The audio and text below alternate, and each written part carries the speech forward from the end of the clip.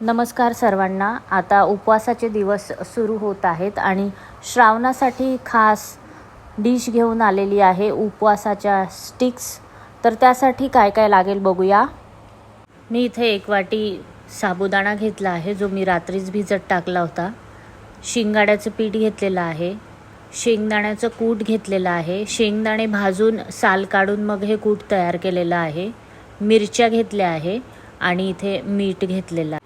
या व्यतिरिक्तही आपण अजून काही पदार्थ ॲड करणार आहोत. तर आधी हे मिक्स करून घेऊया. तर एका बाउलमध्ये हा साबुदाणा घेतलेला आहे. 2 ते 3 चमचे शेंगाड्याचं पीठ टाकायचं आहे यात आणि यात शेंगदाण्याचं कूट टाकलेलं आहे. 2 चमचे शेंगाड्याचं पीठ टाकलं आहे. 2 चमचे शेंगदाण्याचं कूट टाकलं आहे. जर अजून पातळ वाटलं तर शेंगदाण्याचं कूट नाही तर शेंगाड्याचं पीठ टाकायचं आहे नंतर वाटल्यास. आता आपण यात मिरच्या टाकून घेऊया. मिरच्या ह्या तुम्ही आवडीनुसार टाका. ह्या कमी तिखट मिरच्या असल्यामुळे मी 4 ते 5 मिरच्या यात टाकलेल्या आहेत. आता मीठ ॲड करून घेऊया यात.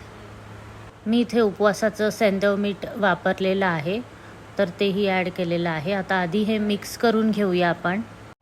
छान व्यवस्थित मिक्स करून घ्यायचं आहे.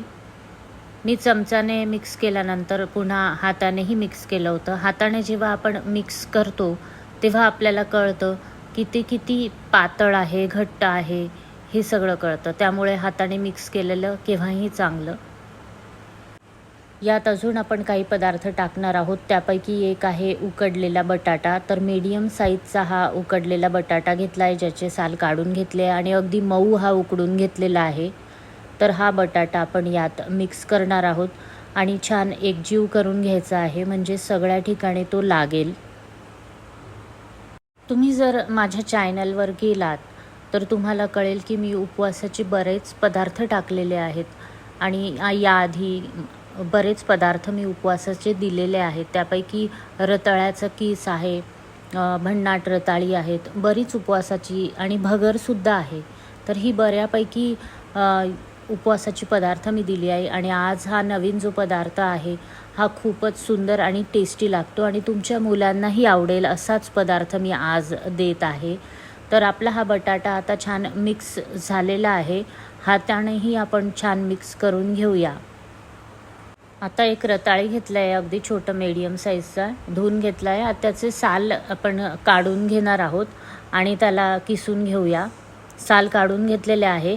बारीक किसणीने मी किसून घेत आहे आणि हा किस आता धुवून घेत आहे आणि धुतल्यावर आपल्याला ह्या मिश्रणात हा किसही टाकायचा आहे.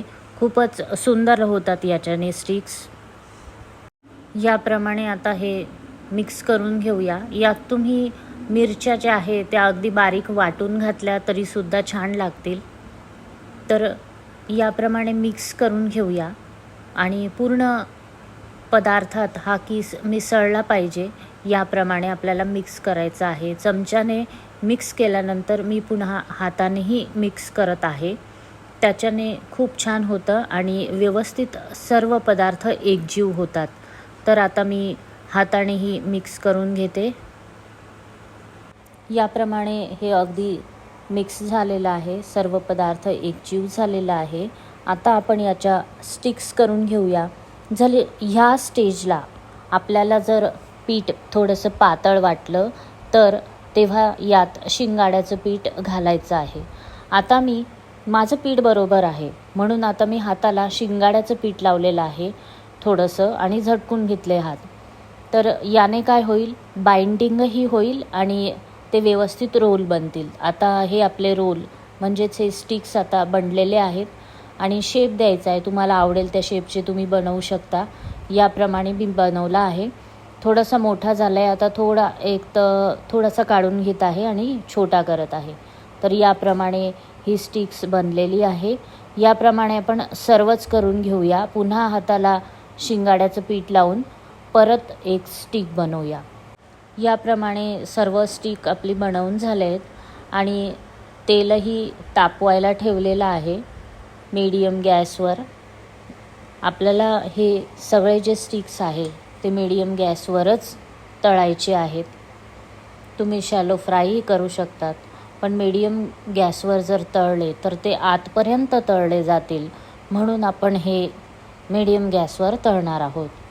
तर याप्रमाणे हे 2-2, 3-3 टाकायचे आहेत. खूप जास्त गर्दी मी केलेली नाही आहे, खूप टाकलेले नाही आहे, म्हणजे ते व्यवस्थित हलवता पण येतील आणि उलटवता पण येतील, म्हणून मी हे ते 3च टाकले आधी.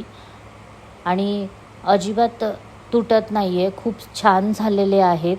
कारण आपल्याला शिंगाड्याच्या पिठाने याला बाइंडिंग मिळते, त्याच्यामुळे ते तुटत नाही आणि तेलात फुटतसुद्धा नाही आणि टेस्ट खूप छान लागते. तुम्ही ही जरूर करून बघा. मीडियम गॅसवरच तळायचे आहे, म्हणजे आतपर्यंत तळले जातील. याप्रमाणे हे खूप सुंदर झालेले आहेत. कलरही खूप छान आलेला आहे. तर याप्रमाणे आपण सर्वच तळून घेऊया. आता मी थोडे जास्त टाकले, जरा 4-5 टाकून दिले, तर तेही खूप सुरेख झाले आहेत बघा. खूप छान तळले जात आहेत आणि इतके कुरकुरीत झाले आहेत ते. तुम्ही गरम गरमच खा, गरम गरम छान लागतात, कुरकुरीत होतात आणि खूपच सुंदर हे स्टिक्स झालेले आहेत. आणि ह्या स्टिक्सबरोबर खाण्यासाठी आपण एक स्पेशल चटणीही करणार आहोत. तर ती चटणीही खूप सुंदर लागते. तुम्हीही जरूर करून बघा आणि ह्या उपवासाच्या स्टिक्स तुम्हाला जरूर आवडतील. आता उपवास सुरू झालेले आहेत. श्रावण छानपैकी एन्जॉय करा आणि जरूर ह्या स्टिक्स करून बघा. खूप सुंदर लागतात आणि तळले गेले आहेत, खूप छान कलरही आलेला आहे. तर आपण यासाठी एक खास चटणीही करून घेऊया. तर आपले सर्व स्टिक्स हे तळून झालेले आहेत, खूप सुंदर दिसत आहे.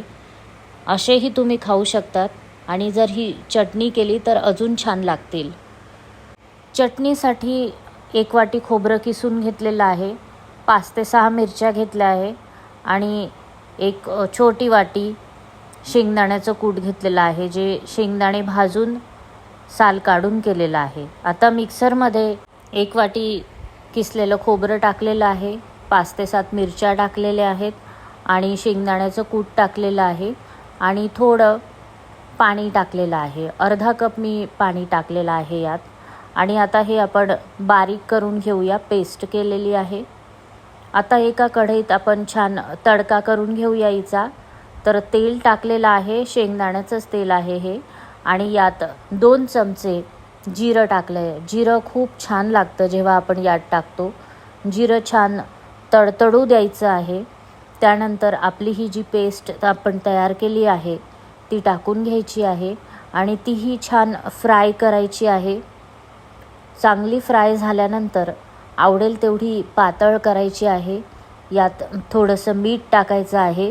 मी यात खूप पाणी टाकलेलं नाही आहे, मला खूप पातळ करायची नव्हती, म्हणून आता मी थोडंसंच पाणी टाकणार आहे.